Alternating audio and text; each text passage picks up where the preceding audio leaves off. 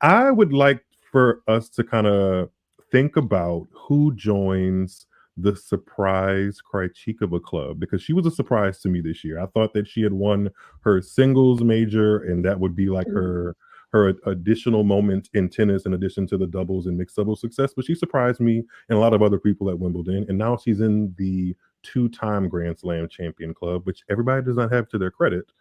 I was wondering who you think would join her that currently is on tour with one, because there's a couple of them. There's a couple of WTA players with only one. I'll go through the list so you can kind of think about it. There is Coco Gauff, Emma Raducanu, Elena Rybakina, Marketa Vondrousova, Sofia Kenin, Bianca Andreescu, and Sloane Stephens.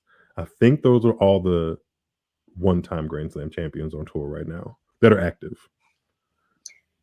Based on my predictions, I'm obviously I gave Gauff another one, and I thought Rybakina had two. Maybe I was wrong. She only has the one. Yeah, I try to remind people that she's only won one, but then they call me a hater. So she must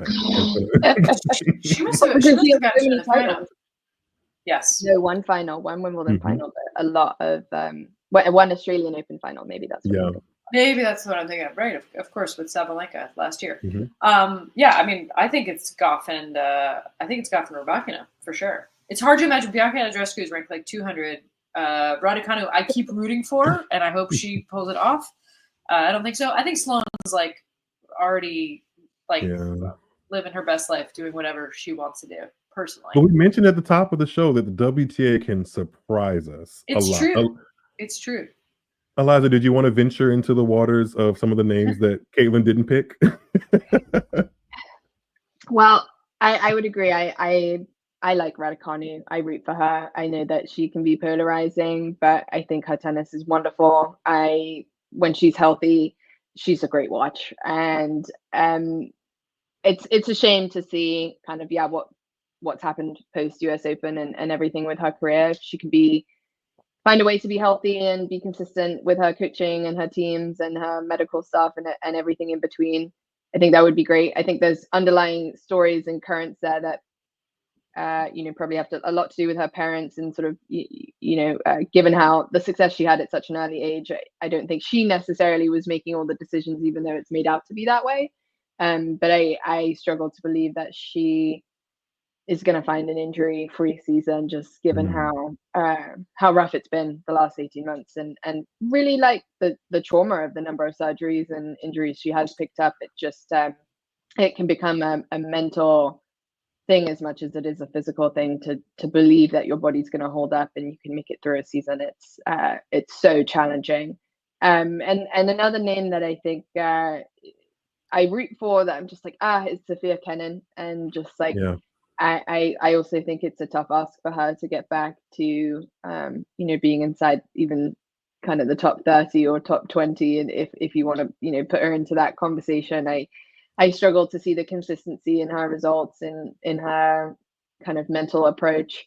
And I'm just not sure that part of her career is coming back as much as I would like to see that for her. She showed a glimpse at the WTA 500 in Tokyo.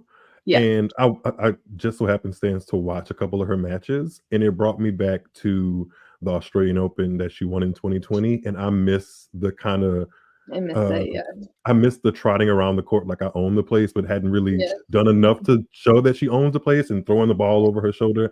I think maybe she doesn't win another one, but I wouldn't be surprised if we see her in a semi again. I think her game is solid, and the best parts about it when she had that wonderful run between 2019 and 2020 was that she really didn't give you much to work with because everything was solid. And I think if she finds her footing again and has a good 6, 7, maybe 8 months of health and not major injuries, I think there's still a portion of me that believes she can hang with a lot of the women at the top. I think she can. I mean, she's already proven that she can beat Coco Gauff at a slam.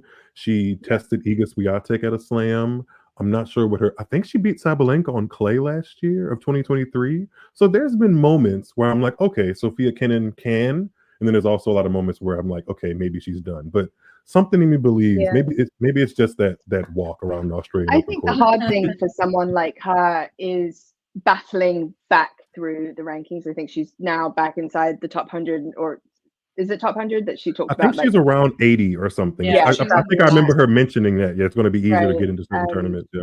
Like wading those waters of, between 150, it's so tight and so competitive and so much on the line for these players. And I think sometimes when you're, a former top 10 player, a former Grand Slam champion, you can find yourself in these like really tough battles with players that in your mind you think you should be beating and winning and being better further down the tournament. And I think that can become such like a mental challenge for these types of players just to like get back into it. Like I think she's super up for it when she's playing top 10 players and she's on a show court and she's in an environment that can really get her going. But when she's playing a tournament with barely anyone in the stands and she's maybe playing, someone who, I don't blame her, but maybe doesn't consider the same caliber as opponent, I think that motivation and ability to kind of get things over the line has been not just difficult for her, but difficult for other players who have been in that situation, sort of wading back through and up the rankings.